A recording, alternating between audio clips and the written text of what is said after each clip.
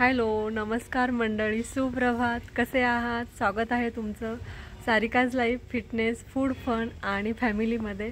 आज मी तुम्हाला दाखवणार आहे काही असे व्यायाम प्रकार आणि खूप साऱ्या टिप्स की जे तुम्हाला तुमचं पोटावरचं फॅट कमी करायला मदत करू शकतात.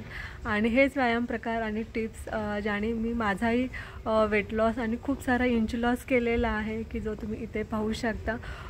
हा आहे माझा transformation result. 30 kg weight loss, 82 kg to 52 kg and more inch loss. सुरुवातीला काही गोष्टी आपल्याला अवघड जातील, जमणार नाहीत, पण तुम्ही जर हळूहळू प्रयत्न केला तर नक्कीच जमायला लागतील. कम्फर्ट झोनमध्ये राहून नक्कीच प्रयत्न करायचे, हळूहळू जमायला लागतील आणि रिझल्ट ही नक्कीच 100%. तुम्ही हा व्हिडिओ एंडपर्यंत नक्की पाहाल आणि चॅनलमध्ये जर नवीन असाल तर चॅनलला नक्कीच सबस्क्राईब करायचं आहे आणि बेल आयकॉन प्रेस करायलाही विसरू नका की जेणेकरून जे नवनवीन व्हिडिओ येतील तर त्यांचं नोटिफिकेशन तुम्हाला मिळून जाईल.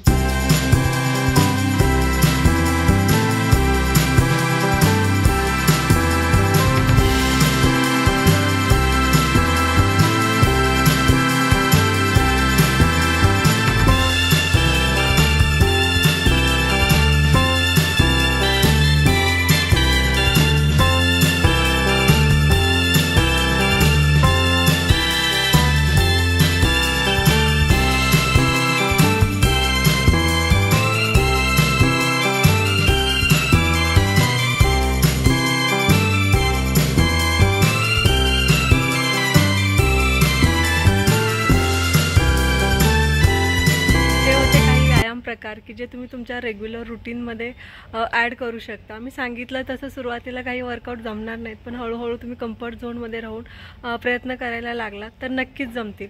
आता काही मी टिप्स देईन की ज्या तुम्हाला नक्कीच युजफुल असतील. फर्स्ट इम्पॉर्टंट थिंग, जर आपल्याला पोटावरची चरबी कमी करायची आहे तर महत्त्वाचं जेवणातून जे गोड पदार्थ आहेत तर त्यांचं प्रमाण कमी करायला पाहिजे. शिवाय ज्याला सिंपल कार्बोहायड्रेट म्हणतो तर त्याचंही प्रमाण कमी करायचं आहे. शिवाय जे फ्राईड आयटम्स आहेत, तळलेले पदार्थ आहेत, शिवाय जंक फूड तर त्यांचंही प्रमाण कमी करायचं आहे. शिवाय जे बेकरी प्रोडक्ट्स आहेत, मैद्यापासून बनलेले आहेत तर ते कमी करायचे आहेत. शक्य झालं तर बंद केलं तर खूपच उत्तम. मोस्ट इम्पॉर्टंट थिंग, डाएटमध्ये प्रोटीन ही पुरेशा प्रमाणात असायला पाहिजेत की जे मेटाबॉलिझम वाढवतील. शिवाय वेट लॉस, फॅट लॉस बऱ्याचशा प्रोसेसमध्ये ॲडिक्वेट प्रोटीन खाण्याचा फायदा होतो आणि पोटावरचं फॅट कमी करण्यासाठी तुम्ही आपल्या जेवणामध्ये पुरेशा प्रमाणामध्ये प्रोटीन असायला पाहिजे. नेक्स्ट, पाणी पिणं पुरेसं खूप महत्त्वाचं आहे. दिवसभरामधून ॲटलिस्ट 3 लिटर तरी तुमचा वॉटर इंटेक व्हायला पाहिजे.